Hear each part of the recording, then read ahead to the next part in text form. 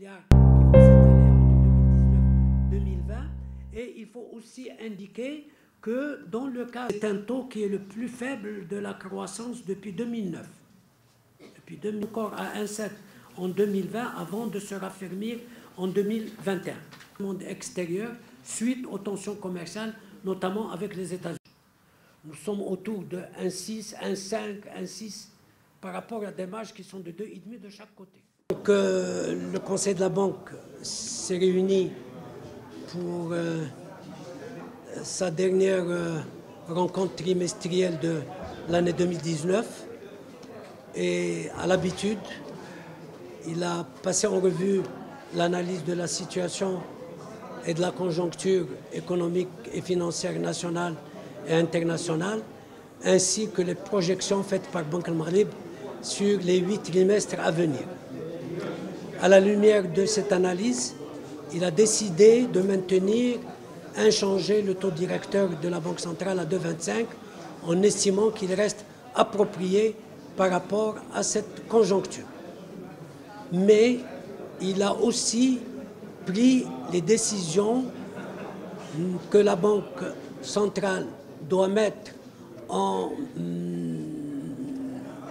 application à la suite du discours royal du 11 octobre dernier. Ces mesures concernent bien sûr tous les aspects de la mission de la Banque centrale au niveau du refinancement, que ce soit au niveau du taux, des quantums, également du collatéral et du reporting que les banques doivent lui faire dans la mise en œuvre de ce chantier. Quelle a été l'analyse faite par le Conseil? Sur le plan international, 2019 a été une année de décélération très nette de l'activité à travers le monde, aussi bien pour les pays avancés que pour les pays émergents, que pour les pays en développement. À l'échelon mondial, la croissance est revenue à 2,9%, ce qui est à signaler, c'est que c'est la plus faible depuis 2009. Elle a décéléré aux États-Unis, elle a décéléré en Europe, mais à contrario, le marché de l'emploi continue de s'améliorer. Il s'améliore aux États-Unis, ça tourne toujours autour de 3,5, 3,6. Il s'améliore aussi en Europe de façon continue, mais évidemment de manière différenciée.